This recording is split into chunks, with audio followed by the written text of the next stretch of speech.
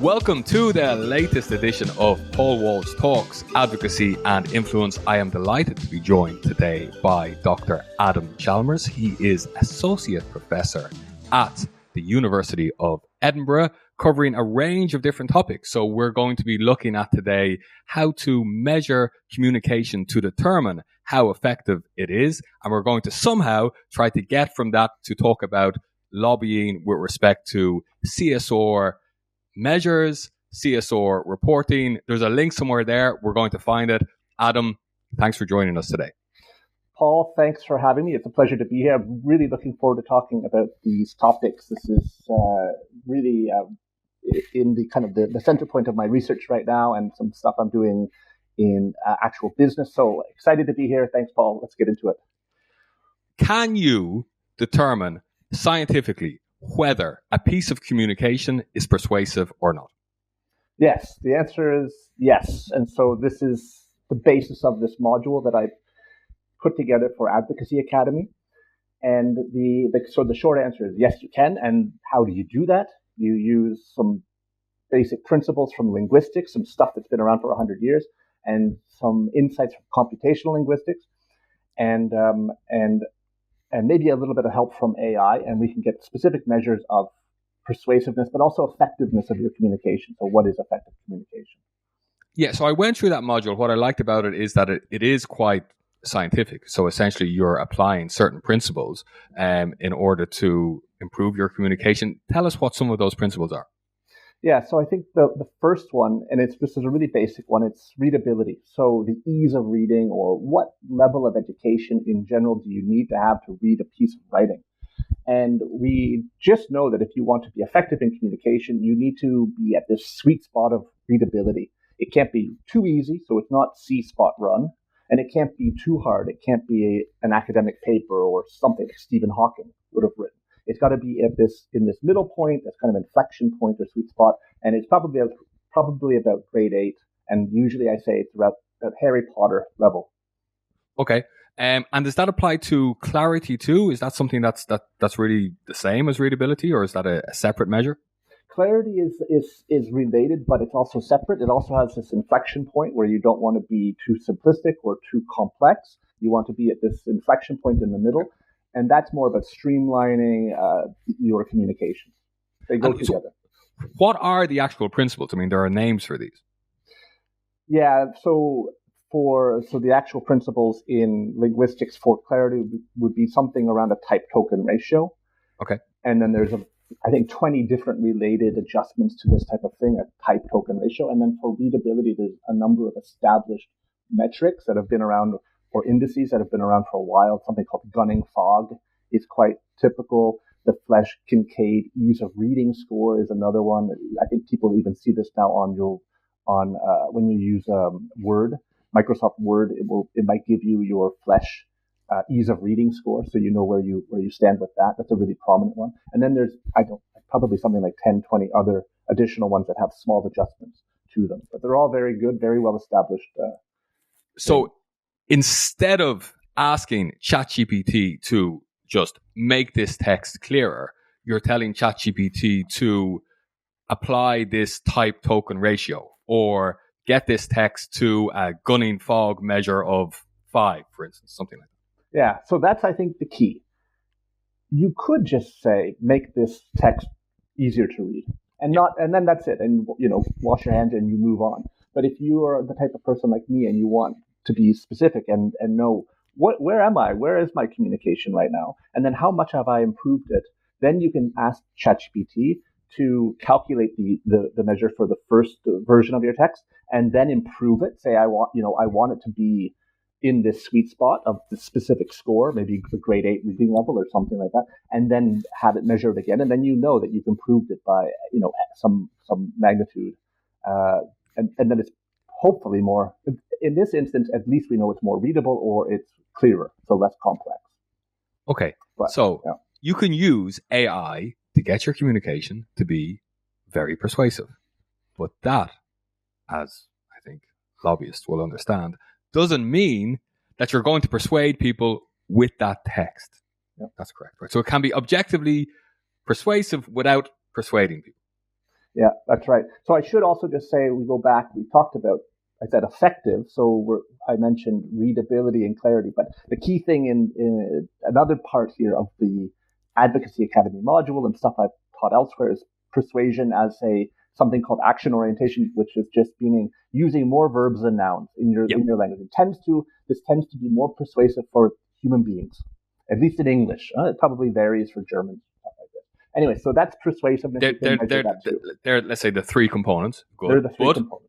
You're not necessarily going to persuade people. No, but this is a great point. There's no guarantee. You've just maximized your communication to increase the odds for clarity, readability, and persuasiveness. And now now the ball is in the court of the listener or reader. Okay, fine. Yeah.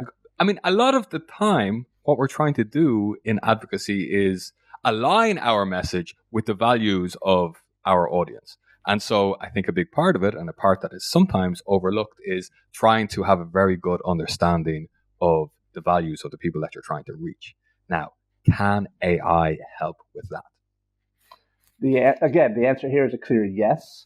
And what's really interesting, this is not covered in the module, but I think this is the next step, is training, or at least one version of this would see you train your own GPT. So you can go into ChatGPT, and it has you have the ability to, again, using natural language prompts, to create your own little GPT. People have done it to do things like, give recipe recommendations or create song lists or whatever, basic things. So a student of mine at University of Edinburgh last year, with my guidance, we created a GPT that was focused specifically on lobbying the European Parliament. And it's essentially a tiny language model rather than a large language model. And it's trained on, let's say, all of the MEPs in the Parliament and their preferences. And so now we know, with a few additional inputs about your policy preferences on a specific issue, who to lobby and how. So now you've got the alignment part sorted. So now two pieces of the puzzle, right? So effective communication, who to lobby and how. And then when we can combine these things, and that's probably the next iteration, you're starting to complete the picture. Is this module available? Can people access and use it? It actually is. It's called Agora. And I think you could, I was just demonstrating it at a workshop 2 weeks ago in Dubrovnik, and I gave a kind of a live demonstration of it. It is live. It's up. Frank Chen is the student, University of Edinburgh, so shout out to Frank. Top student, top mark, and going on to a top job next year. Yeah, so Agora, I think, .io or something like this, and you can check it out in ChatGPT. Okay, so what we're seeing is that AI is developing some of the skills that lobbyists traditionally would have had to develop themselves. What type of things do you think will not be replaced by AI? Or what sort of skills should lobbyists develop themselves so that they won't be replaced by AI? Yeah, my favorite quote around AI is that you will not be replaced by AI. You will be replaced by somebody who knows how to use AI effectively. So we need to, I think right now, it's all about understanding as fast as possible how to use AI to maximize your work. So is it just for me, AI is the single best, most effective research assistant I've ever had. It saved me years of time and effort, actually, already. But yeah, so what things then can you already use AI for? And now we're just talking about, by the way, not about, artificial general intelligence. We're talking just about large language models. Yeah.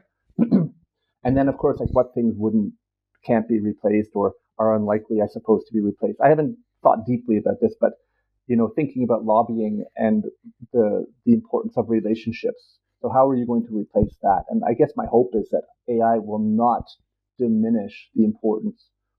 We don't want to see a world, I think, where people's relationships start to become less and less important in general. And I hope that's probably also the case in lobbying as well.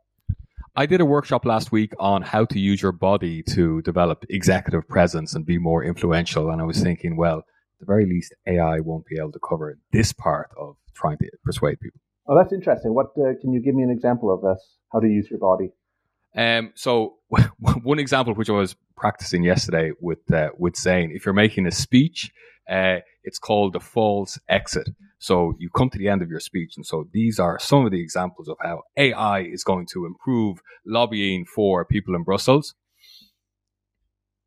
But don't forget that you have to use this bearing in mind the ethics of good lobbying practice and so on. So one example of how you emphasize a particular point. The other one was to make yourself wider and bigger when you're standing, to kind of be able to flex your knees. So we did this exercise where if you make yourself, when you get nervous, you make yourself very thin, and then you look unpersuasive, unconvincing, then you can see your audience looking at you being unpersuasive and unconvincing, which means you get even thinner and more sort of threatened, and you're not going to persuade anybody with that sort of demeanor. So that was another. It's really interesting. I mean, I've had the jelly knees before in high stakes talks. I remember the jelly knees and feeling quite thin. But I like the false exit. It reminds me of the Steve Jobs, these old Apple talks where they would say, "And one more thing." And yes, that's it. Yeah, that's what. One more thing, right? Yeah. And Columbo as well. Okay. At the end of his interrogation. Right. Yeah, I just forgot. There's one more thing I needed. That's right. Okay, I'm going to take these, and so I should build this into my own persuasiveness modules, and that's good to note. Yeah, well, I mean, if we can let's kind of AI look after the intellectual stuff, and we can just walk around being people with incredible charisma and persuasiveness by using our body. Okay, so we said we needed to make this link because the other area that you're very interested in is corporate social responsibility, the advocacy around that, what companies can do to set themselves up for success. Tell us a bit about your research in this area. Yeah, so here's the link. It's probably about effective communication. So it's good. In this instance, so this business that I started just a couple of weeks ago, it's called Resonate AI, and it helps companies write their sustainability reports. It helps companies improve the quality of their sustainability reports. And so there are measures of quality. So, and this is really important, especially as we start to increasingly see regulation that requires, so mandates disclosures of companies' sustainability efforts, that there are legal ramifications. We already see this in the United States, for instance. So how you actually talk about these things takes on great importance, not just for compliance with regulation, but the legal ramifications of, let's say, be obfuscating or being a bit too nebulous in your communication. So this is saying, okay, we take this really seriously, and we can measure. There's these various techniques that I've been working on for a few years in my research that can look at quality. One thing, for instance, is like transparency. How transparent is the information? Or consistent. You need internal consistency of your communications. This is what this company is doing. So I think that's part of this, and how you communicate your sustainability efforts. Now, you probably want to come back to the lobbying dimension here. Right? Well, let's just get clear, but you're not just an academic, you're an entrepreneur. And so you've launched a tool that allows people to input their own sustainability reports to see how good it is and how it aligns with some of the, let's say, the best sustainability reports out there. It seems like this is something that could save people a tremendous amount of time. Yeah, I mean, I really hope so. I hope it saves people a lot of time. I hope it saves them headaches in terms of thinking hard about how they align with specific standards, national and international regulatory standards, and then also maybe the nightmare or headache around kind of legal challenges to imprecise communication. Yeah, so it's just you can upload your own draft reports. So here we are in communication again, and in real time get an overview and an analysis of the transparency level, so degrees of transparency, consistency, these type of things. And then not only that, to say, okay, how do you actually stack up against the best? Okay. And it's maybe the best in your industry, something like that. Or even the best if you think that Apple or whoever, we've identified the best people, yeah. But then, of course, what you want to do is to be able to tell it to make yours the best. Does it do that? Not yet. That's true. That's coming soon, of course. And this would require developing a small language model. So it's kind of our own generative AI part of the company, where it would not only be able to say, this is how you are doing in terms of consistency, internal consistency of your reporting, and how you stack up against your competitors in the sector. But then say, okay, we can improve this here in real time. Click this button, and it's like ChatGPT, but it's trained only against sustainability reports. Can then at least write, I think the goal here is to be able to write about 60% of the text, 70% of the text, and then, you take over from there. So it's kind of piloting the thing. It doesn't just do it without any human supervision. I don't think that's where we want to go either for these type of things. So for all those poor souls out there now struggling with writing sustainability reports, you might not need to struggle anymore. Just check out, what's it called? It's called Resonate AI. Resonate AI. Yeah, thanks for the plug. That's nice, Paul. I appreciate it. Yeah. Yeah, you won't. 2025, I think we have the generative part sorted and ready to go. Let's look at the advocacy side of this topic. So do companies have an opportunity to lobby governments so that the corporate social responsibility reporting regulations suit them, in the sense that they require things that companies are doing already or will find it easy to do? Is that something that is happening already, or is something that is perhaps advisable for large companies? Yeah, so this is really interesting. And just to preface this is part of this is an existing research agenda. So in academia, there are people doing some great work here, and I find these questions really interesting. I think the big, and this is also something I'm starting to develop as a research agenda against a grant proposal. But yeah, it's how does a company align with what it's doing in terms of sustainability, and then what it's doing in terms of lobbying. And so one great paper from, I think, 2015 is about how this is about companies operating on two different chessboards. So you're operating on the CSR or sustainability chessboard, and then you operate strategically on the lobbying chessboard. And then what are the ramifications for a few things? If you align the chessboard, so you strategically say, let's align our lobbying efforts with our sustainability efforts. What are the ramifications even for lobbying? And so there's my former PhD student, Ona Vandenbroek at the University of Exeter, has looked at this, and she's shown, at least in one instance, how you gain more access to decision makers when you have some kind of sustainability street cred, as they say. Yeah. And shown this empirically. And then, of course, so that's alignment. And there's great examples of this. And it's nothing insidious here, right? I think the example in the paper is around the development of a kind of more sustainable light bulb.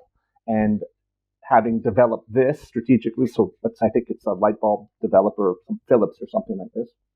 It's a sustainability light bulb, and then lobbying and that's your message, sustainable light bulbs.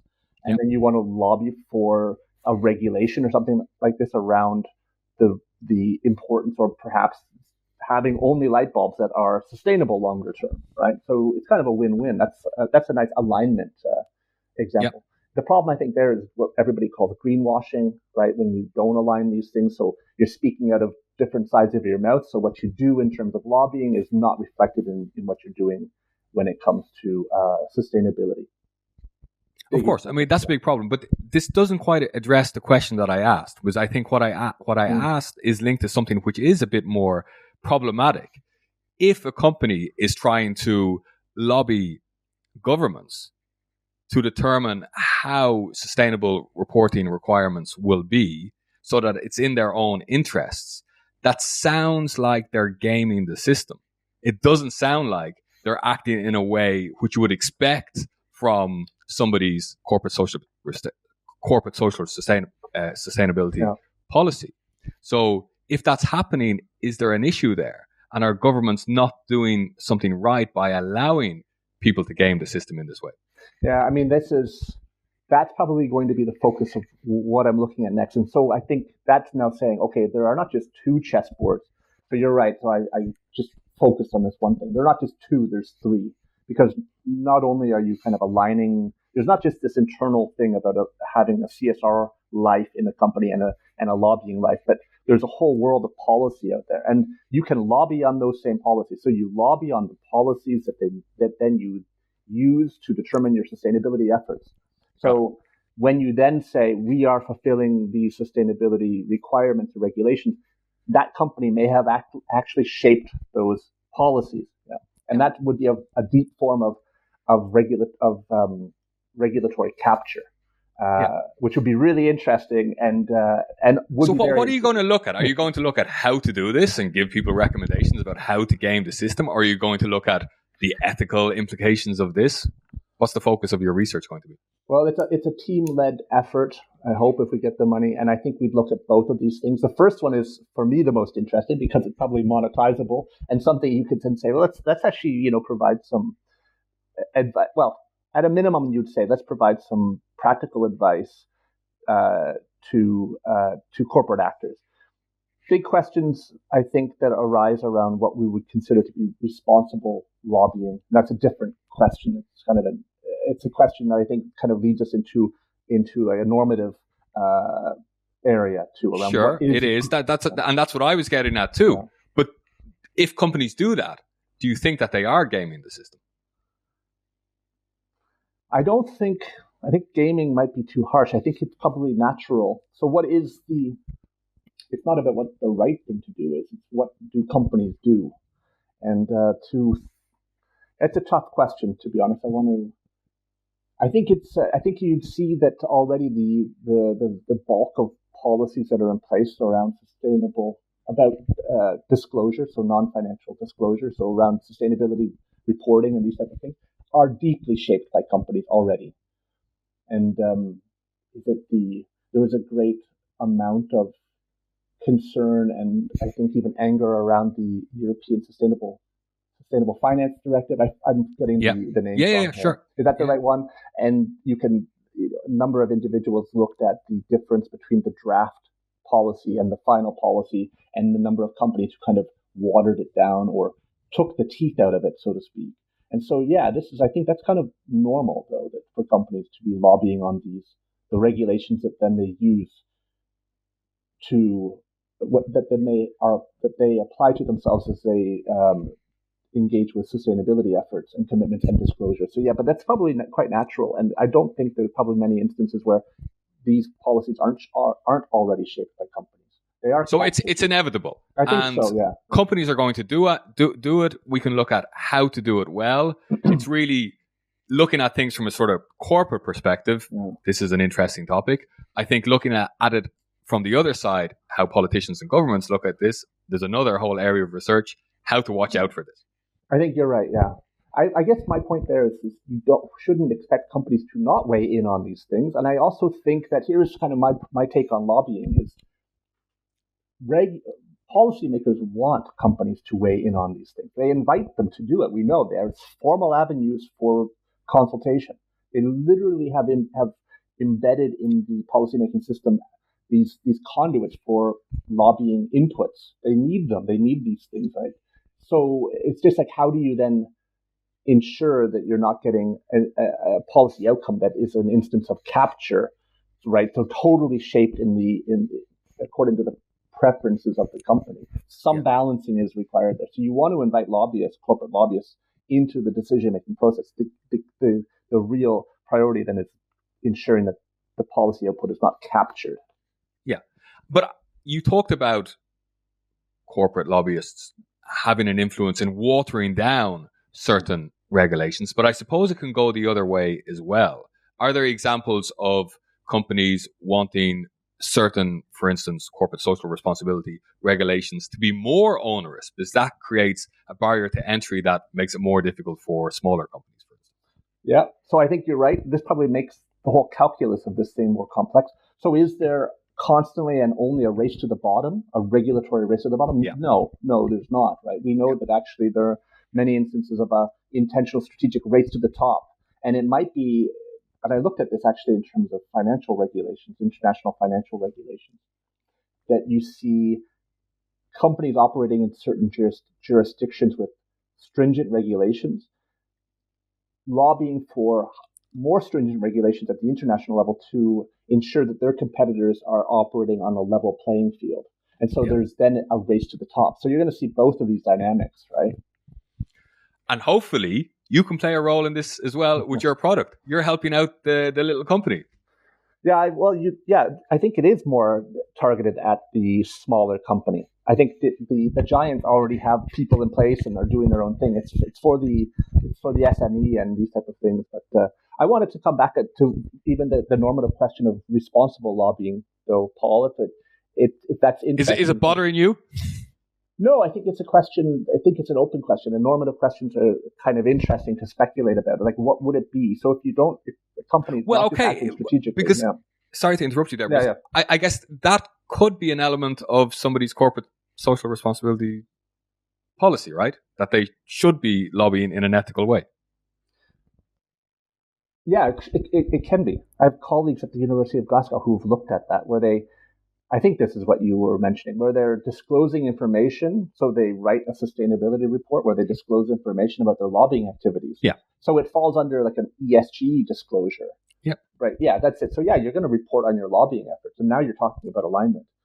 But and so that's really interesting too. But I guess the big question here was posed to me the other day for something I'm doing next week is not only kind of what the company does strategically, but having internalized kind of norms of something. So are we talking about internalizing the norms of responsible lobbying as opposed to strategic alignment or something like that? And that's, I think, a whole different question. Yeah, absolutely. And I don't know the answer, by the way. I don't know what responsible lobbying is. Well, that is the question. That's what I wanted to ask. Yeah. What sort of norms would you internalize?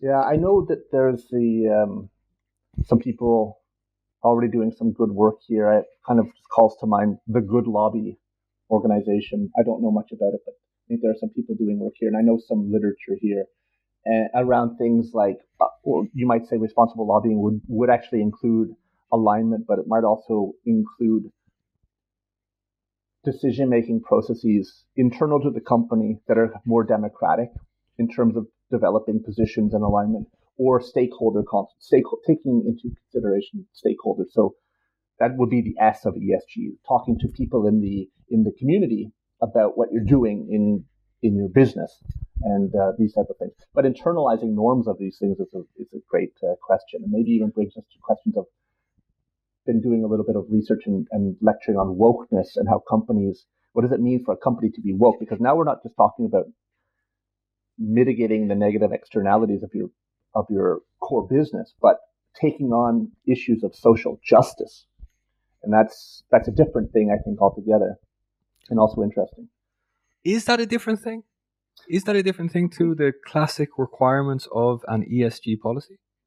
I would argue it is. I think it goes from saying, so this is my company and it makes widgets, and we have this ES, environmental social impact, and we want to simply, a negative one, and we want to mitigate it. And it's because it's our core business, we make widgets, we look and we say, we should actually probably, reduce the impact we're having on the biodiversity in the community. So we're reducing. That's it. It's black and white.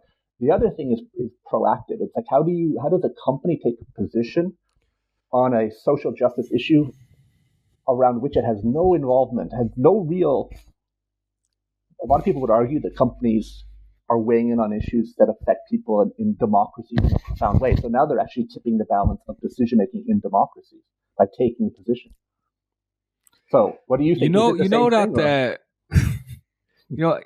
Immanuel Kant talked about how you can never be sure of what your intentions really are. Mm-hmm. That might apply to companies as well when they are, let's say, pursuing these objectives linked to social justice. Are they doing it because it's good for their image, or are they doing it because they genuinely care? I think it's very hard to know. Do you think it's more harmful or helpful for a company to take a very specific position on a social justice issue?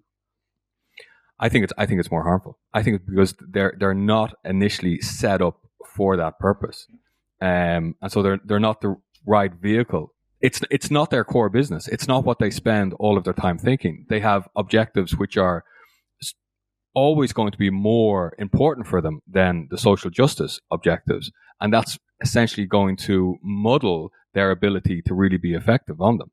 Mm.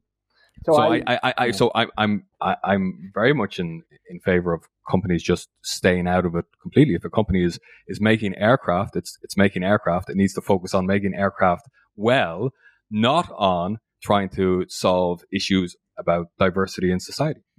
Yeah, So this is what I think what you're seeing. If you were to look at these things over time and even look at companies' tweets or social media posts and these type of things, you'll see increasingly companies kind of weighing in on these social justice issues for whatever reason, lots of different reasons. This is a big issue in the States. And I have a little bit of research on this, by the way, that shows a rolling back of these efforts. So this research looks at American companies over I think it's like a 15-year period where we actually see increasing kind of wokeness, and this is measured again using natural language processing, wokeness so essentially taking up of social justice issues over time, but then a very quick decrease or a rolling back since COVID, essentially, or around 2020. And I mean, I don't think it has anything to do with COVID, but I do think it has to do with consumer backlash, politics in the United States, woke fatigue, and these type of things. But yeah, I don't know if I want an era. So Bombardier is a great Canadian company that manufactures, I think, airplane engines and airplanes and these type of things. And I don't know if I need it weighing in on really important social justice issues for me. I don't think that they necessarily have the expertise or even, what would you say, the ethical standing to say something useful in that case. And universities are seeing this, by the way. This is kind of the hot spot, or like what would you say, the flashpoint of wokeness right now is universities. You're still there. You're in the middle of it. I'm not in the middle of it at my university too. And we're seeing small changes there as well in terms of, I think, a return to what you would say is sustainability or kind of wokeness around, wouldn't be wokeness, but just looking at the core business and mitigating or reducing negative externalities of the core business activities, as opposed to taking a stance on social justice issues. Okay, well, I'm not working for any university, so I'm free to say I think that's a very good thing. Good. So when it comes to, let's say, companies' lobbying policy, it's going to be more linked to not doing harm than trying to do good. And so perhaps ethical lobbying can be aligned with some of those type of principles. Once we're not kind of lobbying in a way that's going to lead to outcomes that are bad for the environment, bad for social justice.